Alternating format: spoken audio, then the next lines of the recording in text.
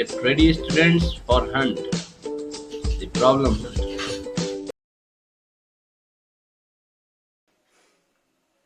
Welcome students to our YouTube channel, The Problem Hunt. I am Ashish, your physics teacher. बच्चों, मैंने पिछले intro section में charges की कुछ चार्जेस से रिलेटेड कुछ इंपॉर्टेंट चीजें आपको बताई थी। वो बड़ी बेसिक चीजें थी। तो बच्चों, हम शुरू करते हैं अपना next topic, properties of charge. बच्चों, जैसा कि हमने पिछले क्लास में चार्जेस की कुछ एलिमेंट्री प्रॉपर्टीज पढ़ी थी, ठीक है बच्चों, वो बहुत एलिमेंट्री प्रॉपर्टीज थी, वो बेसिक प्रॉपर्टीज थी जो प्रीवियस क्लासेस में भी आपने बहुत सारी प्रॉपर्टीज सुन रखी होंगी, बहुत सारी प्रॉपर्टीज पढ़ी होंगी, है ना। तो बच्चों, इसीलिए अब मैं आज जो आपको पढ़ाने जा रहा हूं ये आपके कोर्स से बहुत ज्यादा रिलेटेड है, इसलिए अब से आप समझ सकते हैं कि हमारा चैप्टर शुरू हो चुका है। ठीक है बच्चों, तो चलिए बच्चों, हम शुरू करते हैं अपना आज का क्लास प्रॉपर्टी ऑफ चार्ज से। बच्चों, पहला टॉपिक, पहला पॉइंट देख सकते हैं, चार्ज इज ट्रांसफरेबल, है ना। चार्ज की पहली प्रॉपर्टी क्या है कि charge is transferable. It means कि हम चार्ज को एक बॉडी से दूसरी बॉडी में ट्रांसफर कर सकते हैं, ठीक है। It means charge is transferable, ठीक है। उसके मीन्स होते हैं वो हम आगे डिस्कस करेंगे। सेकेंड पॉइंट है बच्चों, charge is always associated with मास। प्यारे बच्चों, पिछले क्लास में मैंने इसे भी समझा दिया है ना, कि अभी अभी फिर रिवीजन करवाया ही आपको मैंने कि चार्ज मैटर में होता है और मैटर में मास तो होता ही है ना।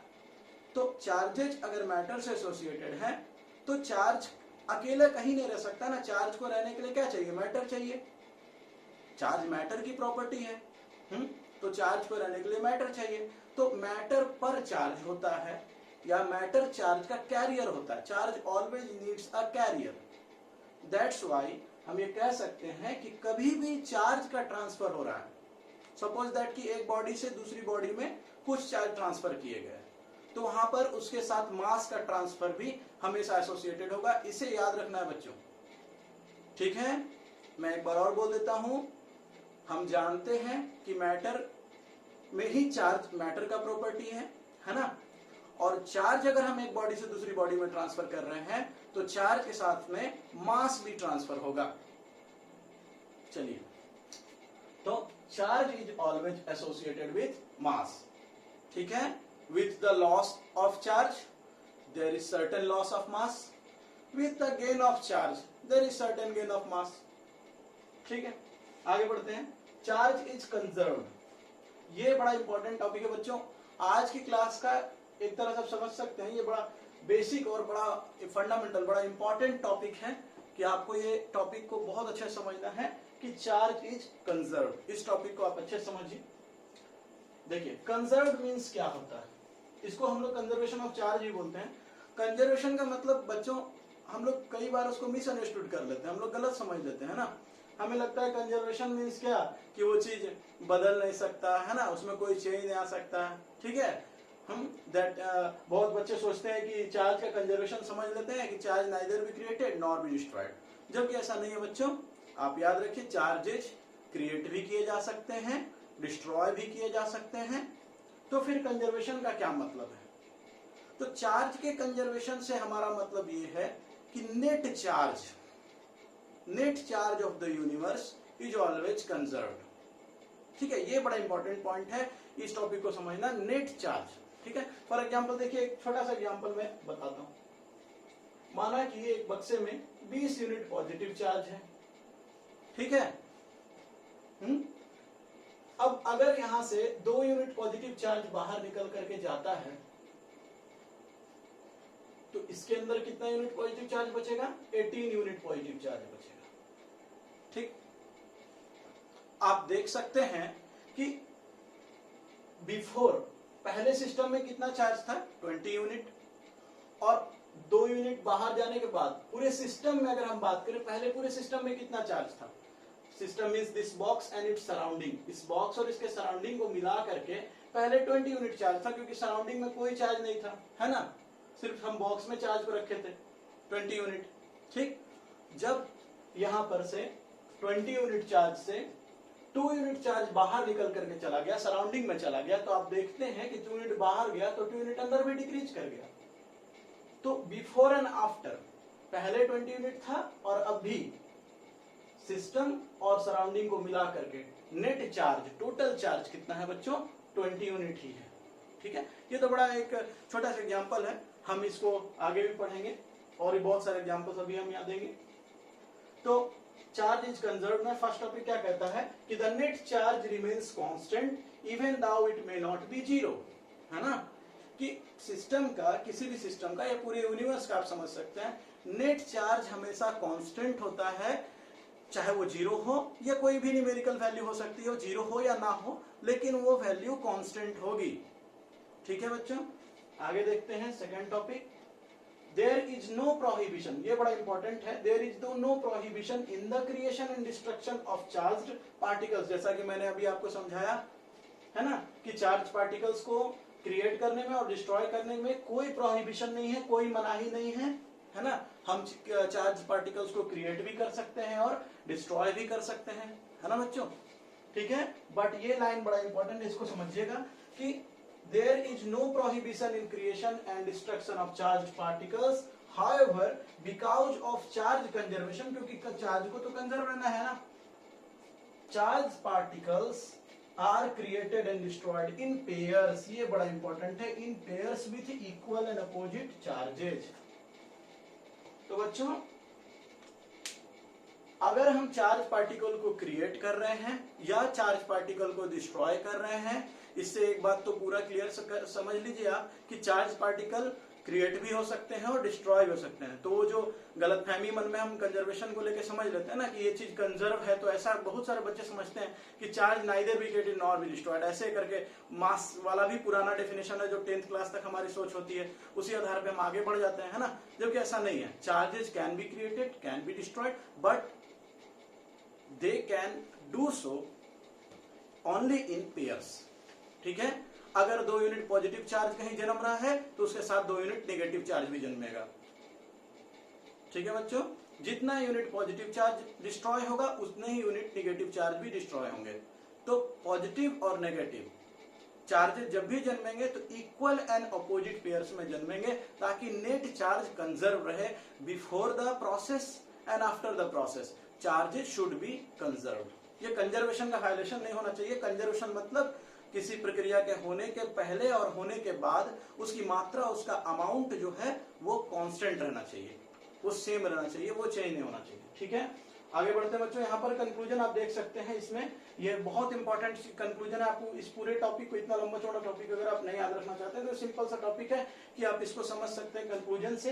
An isolated single charge can neither be created nor be destroyed. ये बड़ा इंपॉर्टेंट है कि हम एक अकेला, आइसोलेटेड मीन्स व्हाट, एक अकेला, है ना, अकेला, ठीक, एक अकेला सिंगल चार्ज हम ना तो कभी क्रिएट कर सकते हैं ना ही डिस्ट्रॉय कर सकते हैं।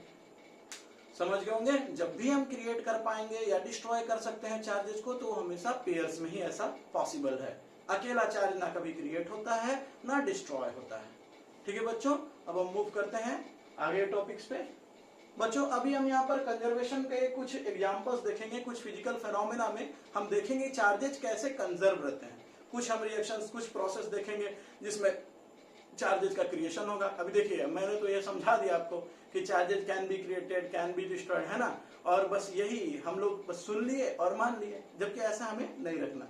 हमें एग्जाम्पल से उसे समझना पड़ेगा, हमें ये देखना पड़ेगा कि किन प्रोसेस में कहाँ पर चार्ज क्रिएट हो रहे हैं। एक दो एग्जाम्पल उसका दीजिए, कहाँ पर चार्जेस डिस्ट्रॉय हो रहे हैं, और आप उन एग्जाम्पल्स के थ्रू ये दिखाइए है मुझे कि किस तरह से कंजर्वेशन का वायलेशन नहीं हो रहा है चार्जेस के क्रिएशन या डिस्ट्रक्शन के दौरान। ठीक है, तो अभी हम ये देखने जा रहे हैं कि चार्जेस का क्रिएशन और डिस्ट्रक्शन के दौरान चार्ज किस तरह से कंजर्व रहते हैं। ठीक है बच्चों, मूव करते हैं हम एग्जांपल्स पर।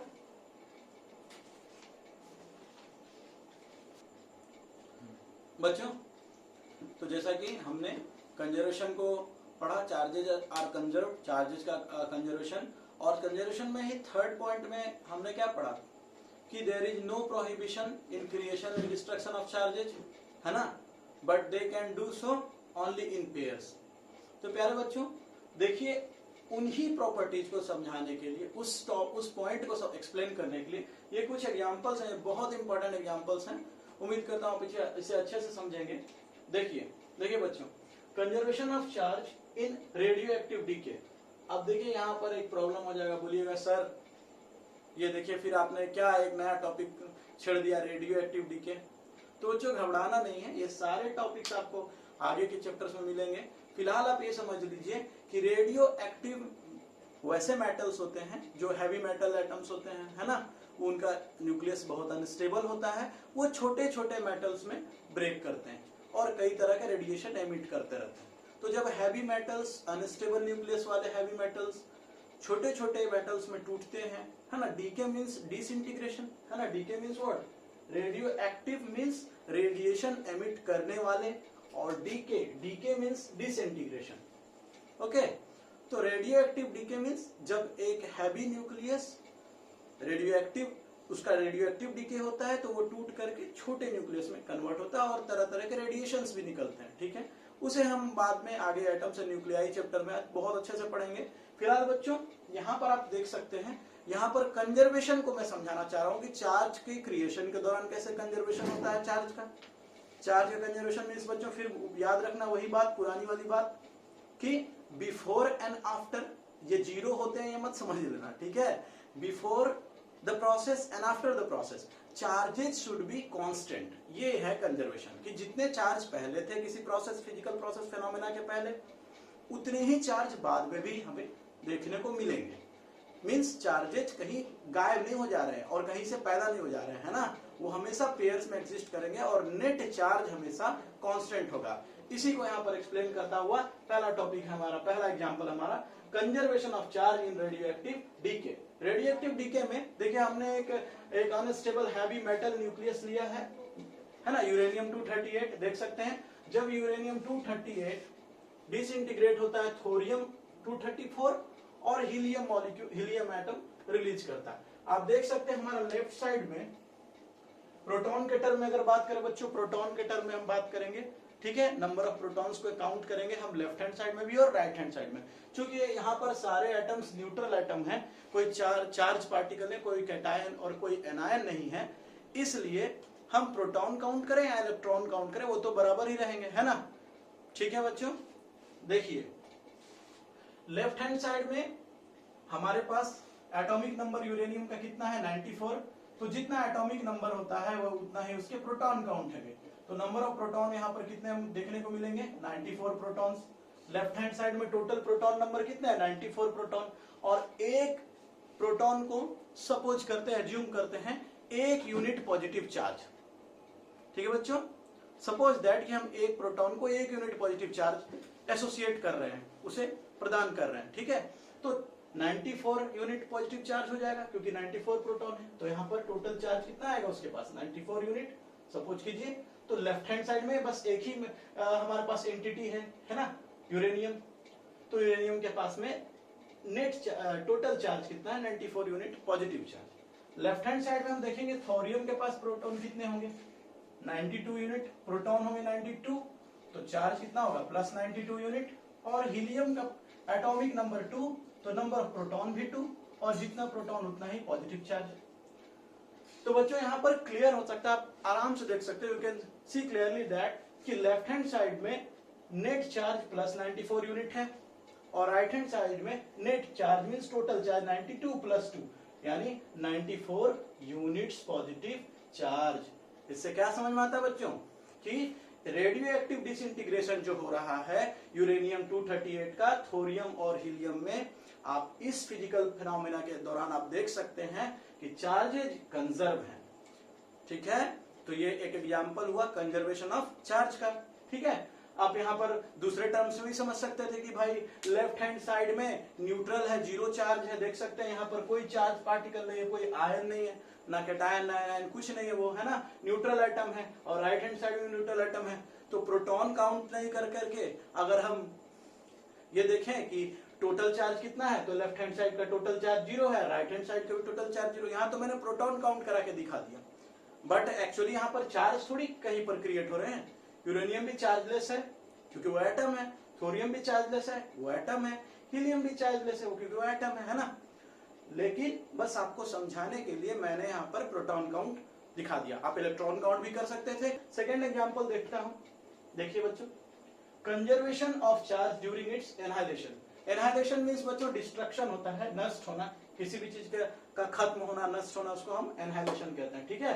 तो चार्जेज का कंजर्वेशन यहाँ पर भी हो रहा है। अभी मैंने क्या कहा था, charges can be destroyed and can be created, है ना, पिछले टॉपिक में हमने पढ़ा था। तो चार्जेज कैन बी डिस्ट्रॉयड, तो यहाँ देखिए डिस्ट्रक्शन हो रहा है, एनहाइलेशन मीन्स डिस्ट्रक्शन। तो चार्जेज का डिस्ट्रक्शन कैसे हो रहा है, आप देख सकते हैं यहाँ पर एक इलेक्ट्रॉन है, ठीक है, और आप इलेक्ट्रॉन को समझते होंगे, पॉजिट्रॉन, ये भी एक तरह का सब एटॉमिक पार्टिकल्स ही है, लेकिन इसके बारे में आप आगे पढ़िएगा। तो आप अभी समझ लीजिए कि जितना इलेक्ट्रॉन पर चार्ज होता है, एक पॉजिट्रॉन पर भी उतना ही चार्ज होता है, ठीक है बच्चों, बस बिहेवियर अपोजिट होता है। आप पॉजिट्रॉन को समझ सकते हैं याद करने की दृष्टि से कि पॉजिट्रॉन मीन्स पॉजिटिव इलेक्ट्रॉन, ठीक है, मास इलेक्ट्रॉन के जितना ही होगा, लेकिन जो उसका चार्ज है वो उसका अपोजिट हो जाएगा। वो नेगेटिवली चार्ज पार्टिकल इलेक्ट्रॉन, तो पॉजिट्रॉन एक positively charge particle, simply positive electron. Okay, तो 1 यूनिट नेगेटिव चार्ज इलेक्ट्रॉन के पास है और 1 यूनिट पॉजिटिव चार्ज देखिए पॉजिट्रॉन के पास है। यही बात समझनी है कि देखिए यहाँ पर डिस्ट्रक्शन हो रहा है। जब एक इलेक्ट्रॉन एक पॉजिट्रॉन से टकराता है तो दो गामा पार्टिकल्स रिलीज करता है। अब गामा पार्टिकल्स क्या है, आप यहाँ पर देख सकते हैं नीचे और ऊपर, ठीक है बच्चों, यहाँ चार्ज और यहाँ मास बताया जा रहा है। तो चार्ज भी क्या है, 0, और मास भी क्या है, 0। यहाँ पर भी चार्ज भी क्या है, 0, और मास क्या है, 0। तो आप देख सकते हैं फिर ये गामा पार्टिकल्स क्या है, व्हाट आर गामा पार्टिकल्स। तो बच्चों जरा उस पार्टिकल के चार्ज और मास के वैल्यूज को देखिए, सोचिए क्या कोई भी ऐसा मैटर पार्टिकल हो सकता है जिसका मास 0 हो जाए।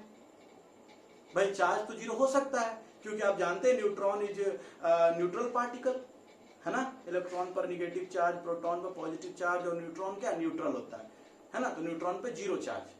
तो मैटर की दो बेसिक प्रॉपर्टीज हैं, पिछले क्लास में मैंने बता रखा है आपको, जिसमें मास, एक प्रॉपर्टी मास है, दूसरी चार्ज है। और मैंने ये कहा था कि चार्ज 0 हो भी सकता है कुछ पार्टिकल्स के लिए, लेकिन मास कभी 0 नहीं होना चाहिए। और अगर किसी पार्टिकल के लिए मास 0 दिख रहा है तो आप याद समझ लीजिए वो पार्टिकल मैटर है ही नहीं। तो यूनिवर्स में क्या है, यूनिवर्स किन चीजों से मिलकर बना है, matter plus energy creates the universe, है ना बच्चों। तो अगर कोई मैटर नहीं है, कोई किसी पार्टिकल के पास मास नहीं है, किसी बॉडी के पास मास नहीं है, किसी पार्टिकल के पास मास नहीं है, तो वो पार्टिकल मैटर पार्टिकल नहीं हो सकता। तो मैटर नहीं रहा तो क्या रहा, बताया अभी, matter plus energy universe create करता है। तो अगर कोई मैटर नहीं हो तो क्या रहेगा, एनर्जी रहेगा, ठीक है बच्चों। इसीलिए जब भी आप ऐसा कहीं भी देखिए, किसी भी चार्ज पार्टिकल का मास 0 देखिए, आप उसे एनर्जी पार्टिकल्स कहिएगा। तो ये हाई एनर्जी रेडिएशन होते हैं, गामा रेडिएशन है, ठीक है। आगे हम लोग तरह तरह के इलेक्ट्रोमैग्नेटिक रेडिएशंस को पढ़ेंगे, पूरा स्पेक्ट्रम ही है, बड़े आराम से पढ़ेंगे, तो रिलैक्स रहिए, इसमें टेंशन मत लीजिए। बस ये हिंट है, ये क्लू पॉइंट है कि भाई मास 0 हुआ मींस रेडिएशन है, वो एनर्जी है, वो प्योर एनर्जी, ठीक है, वो मैटर नहीं है। तो देखिए क्या हुआ, मैटर का एनिहिलेशन हो रहा है। यहाँ पर ये दोनों मैटर हैं, मैटर आपस में टकरा रहे हैं, और मैटर टकरा के क्या बन जा रहा है, एनर्जी बन जा रहा है ना। लेकिन चार्ज के बारे में देखिए, चार्ज का कंजर्वेशन हम पढ़ रहे हैं यहाँ पर। तो किस तरह से चार्ज कंजर्व है, एनिहिलेशन ऑफ चार्ज के दौरान चार्ज का यहाँ पर एनिहिलेशन हो रहा है, चार्ज यहाँ नष्ट हो रहा है, और फिर भी चार्ज कंजर्व है। कैसे देखिए, तो कहा गया था annihilation and creation can always takes place in pairs, charges वहां पर पेयर होना चाहिए। देखिए यहाँ पर 1 यूनिट नेगेटिव चार्ज है, 1 यूनिट पॉजिटिव चार्ज है। लेफ्ट हैंड साइड में आप देख सकते हैं इनिशियली चार्ज कितना है, 0 यूनिट, दोनों को मिलाकर के नेट चार्ज कितना है लेफ्ट हैंड साइड में, 0 यूनिट, और राइट हैंड साइड में देखिए कितना हो रहा है, 0 यूनिट, 0 यूनिट। तो प्यारे बच्चों आप इससे आराम से समझ सकते हैं, इसे आसानी से देख सकते हैं कि पहले भी नेट चार्ज 0 यूनिट था और बाद में भी नेट चार्ज कितना रहा, 0 यूनिट। यानी चार्ज के एनिहिलेशन या डिस्ट्रक्शन के दौरान यहाँ पर चार्ज डिस्ट्रॉय हो जा रहे हैं, नष्ट हो जा रहे हैं, और नष्ट होकर के, नष्ट होने की प्रक्रिया के दौरान, इस प्रोसेस के दौरान भी चार्जेस क्या है, कंजर्व है। Means before the process and after the process number of total net charge is 0, ठीक है। आगे बढ़ते हैं थर्ड एग्जांपल पे। अब हमने ये डिस्ट्रक्शन देखा, तो अब हम क्रिएशन देखेंगे। ठीक है, यहाँ पर चार्ज क्रिएट होगा, तो conservation of charge during its creation, charge के क्रिएशन के दौरान चार्ज किस तरह से कंजर्व रहता है, इसे देखेंगे। देखिए बच्चों, एक प्लैटिनम मेटल प्लेट पर जब बहुत ज्यादा high energy radiation gamma radiations को बम्बार्ड किया जाता है, ठीक है, तो उससे दो पार्टिकल्स एमिट हो रहे हैं। क्या हो रहा है पूरी प्रक्रिया में, पूरे प्रोसेस में, एक प्लैटिनम मेटल को हाई एनर्जी रेडिएशन से एक्सपोज किया जा रहा है, बम्बार्ड किया जा रहा है, गामा रेडिएशन दिख रहे होंगे आपको वहां पर।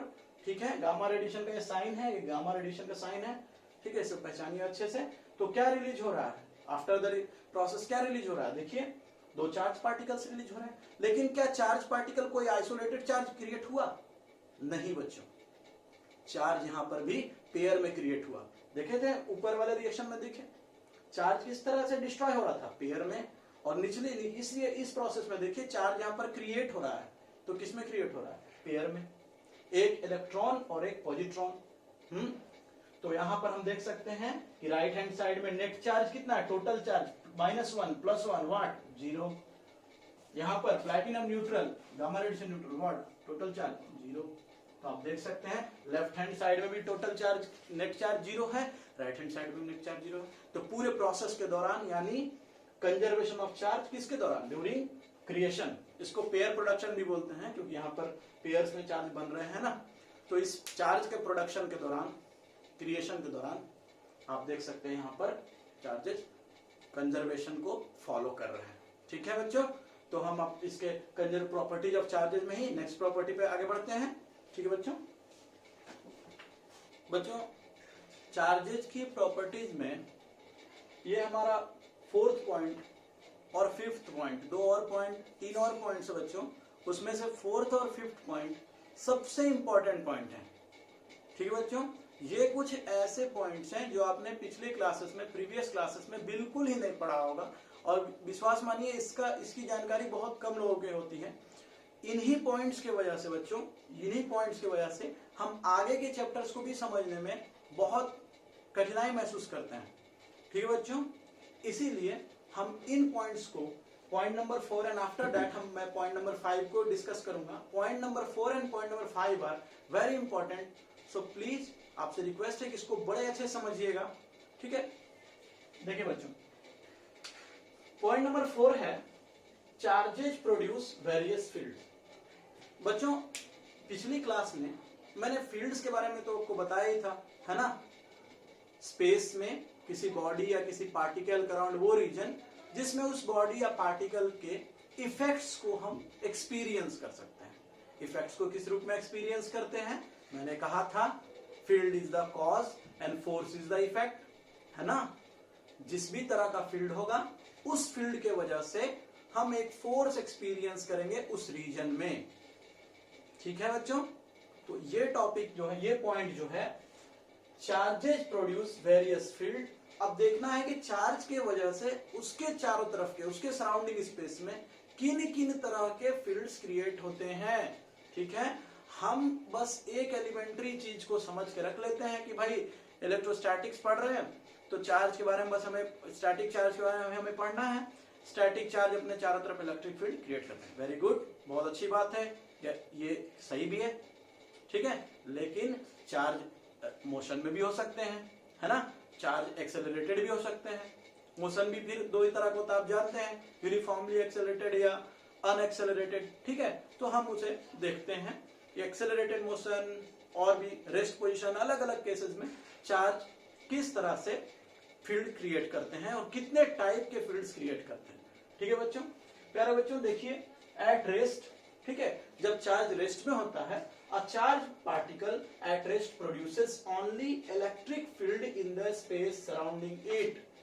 ठीक है, आप इससे फेमिलियर है कि भाई एक रेस्ट चार्ज पार्टिकल अपने चारों तरफ के सराउंडिंग स्पेस में सिर्फ एक ही तरह का फील्ड क्रिएट करता है, that is electric field. We have discussed it.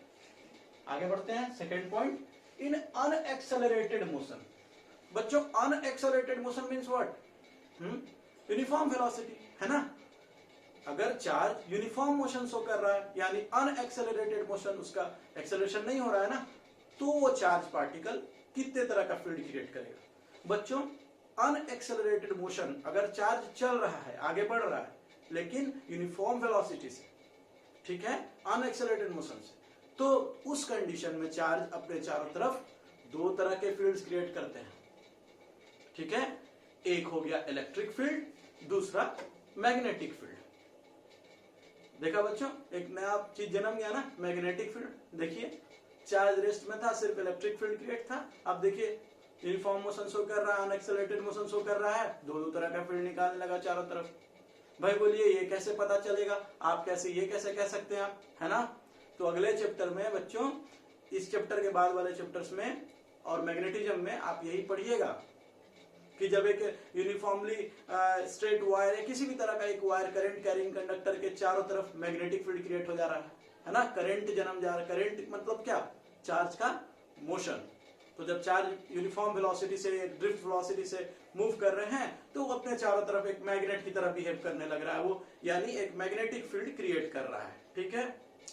तो एक बेस्ट एग्जांपल आप इसको समझने का कि जब भी चार्ज यूनिफॉर्म वेलोसिटी, याद रखिएगा वेलोसिटी यूनिफॉर्म होनी चाहिए, और करंट में हम ड्रिफ्ट वेलोसिटी को कंसीडर करते हैं, इसीलिए एक यूनिफॉर्म वेलोसिटी मानते हैं इलेक्ट्रॉन्स का, कि इलेक्ट्रॉन एक फिक्स वेलोसिटी से आगे बढ़ रहा है, ठीक है बच्चों।